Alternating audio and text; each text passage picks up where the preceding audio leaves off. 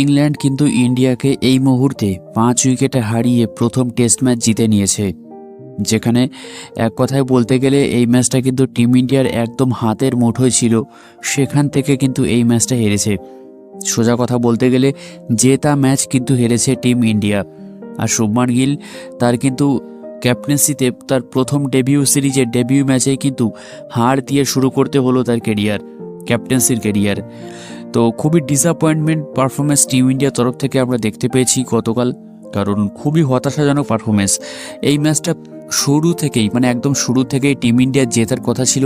যারা খেলা দেখেছে তারা জানে যে ইন্ডিয়া কতটা এগিয়ে ছিল 3 থেকে 4 দিন পর্যন্ত, কিন্তু শেষ দিনে ইংল্যান্ড এসে বাজিমাত করে গেল।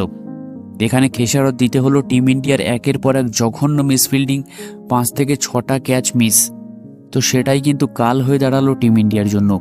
অন্যদিকে সেকেন্ড ইনিংসে টিম ইন্ডিয়ার লোয়ার অর্ডার রান না পাওয়া, একদমই জঘন্য ব্যাটিং করেছেন কিন্তু টেল এন্ডার ব্যাটসম্যানরা, বা বলতে পারো যে বোলার্স। কারণ দেখো, অন্য টিমের বোলাররা কিন্তু, যেমন ধরো অস্ট্রেলিয়ার বোলাররা কিন্তু 9 নম্বরে 10 নম্বরে নেমেও কিন্তু একটা হাফ সেঞ্চুরি মারার ক্ষমতা রাখে, কিন্তু ইন্ডিয়ার বোলাররা তারা যেন একটা সিঙ্গেলও দিতে পারে না, স্ট্রাইক রোটেটও যেন করতে পারে না। তো এদের, আমার মনে হয় এই বোলারদের ব্যাটিং আরও উন্নতি করতে হবে, কারণ ম্যাচে বিপদ কিন্তু বলে কয়ে আসে না। তো সেখানে দাঁড়িয়ে কিন্তু আমার মনে হয় যে বোলারদের কিন্তু ব্যাটিং আরও উন্নতি করা দরকার। এটাও একটা কারণ, মিসফিল্ডিং আর বোলারদের ব্যাটিংয়ের জন্যই কিন্তু টিম ইন্ডিয়াকে এই ম্যাচটা হারতে হলো। আর বুমরা একা কত করবে, একার ওপর চাপ দিলে কিন্তু হয় না। আর এই মুহূর্তে টিম ইন্ডিয়াতে বোলার বুমরা ছাড়া কেউই নেই। যাই হোক, তো গতকালকের ম্যাচ সম্পর্কে, এই 5 দিনের ম্যাচ সম্পর্কে তোমাদের মতামত কি, নিচে কিন্তু অবশ্যই কমেন্টে জানিও।